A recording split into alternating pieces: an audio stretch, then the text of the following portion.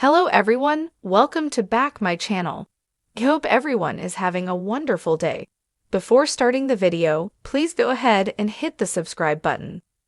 At Crimson Lights, Audra nervously approaches Nate, who informs her that he's no longer her concern. She asks if there's a way they can fix this. She wants them back together. Nate declares that would require the truth. Shuddering, Audra confesses that she agreed to Victor's deal to go after Kyle in exchange for what she wants.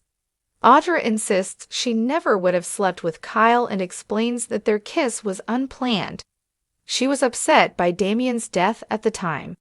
Nate points out that she agreed to Victor's deal weeks earlier and planned this while never mentioning anything to him. This was all a cold-blooded plot. Audra tries everything to convince Nate that she would never betray him, but he backs away from her, saying she lied to him for weeks and targeted a relationship just for business.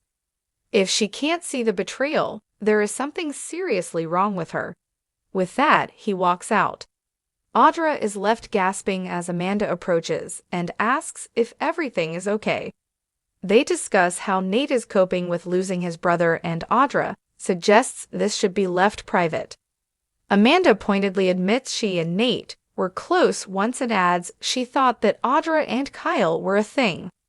Audra insists it was purely professional between them and swans off. Good to know, says Amanda, smirking to herself. Victoria finds Nate sitting in the park, and it's not long before he confesses that things fell apart with Audra. She finally came clean. Audra and Victor's plan was despicable. Victoria says her daddy seems to have shown some personal growth and backed down on his opposition to Claire and Kyle. She hopes that's real. Nate tells Victoria he and Audra are done for good.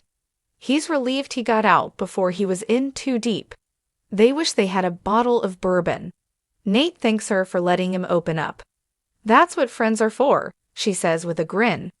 Diane joins Jack at Society, and he congratulates her on the latest order for Jabot Classics.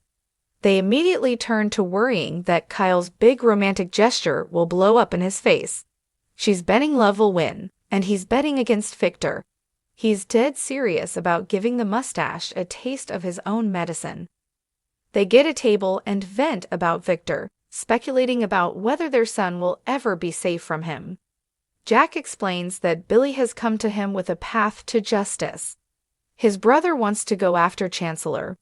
Diane reminds him that Billy's flaky, but Jack can't pass up a chance to teach Victor a lesson. Diane encourages him to go after Chancellor to hit their foe where it hurts. Jack worries about Nikki, but Diane, unsurprisingly, isn't concerned about that, claiming that any move against Victor would affect her. They continue bickering about Jack's soft spot for Nikki. Diane worries that Victor will never pay if he can't drop that. She'll be damned if she'll ever let Victor hurt their son again. Jack declares he will end Victor's reign of terror once and for all. She is sure this plan will only work if he leads his brother to do it. Diane only wonders if Jack will be willing to go as far as he has to. Kyle is setting everything up at the Abbott Manse for his big evening with Claire. He takes out the ring and smiles before stashing it again and fiddling with the champagne. Sighing, he remembers how wrong things have gone with Claire since he hid details about the Audra ordeal from her. Claire arrives and is taken aback by his extreme preparations. He pours them champagne and toasts to her, making a speech about love and regret. He only wanted to out Audra's plan and claims he would have come clean no matter what.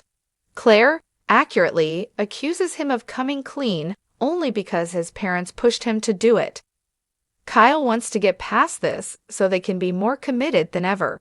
Claire cautions that they need to go slowly. Kyle agrees, but did he really get the memo? Next, Kyle announces that Adam will sell them his condo. Claire's not sure about living with him. Kyle launches into another flowery speech about her being his true love. He's determined to spend the rest of his life proving that. Pulling out the ring box, he drops to one knee and cracks it open as her jaw drops. "What are you doing?" she asks, as though it's not obvious. Kyle, completely ignoring her warning about moving slowly, asks her to dive off the deep end with him. Will you marry me?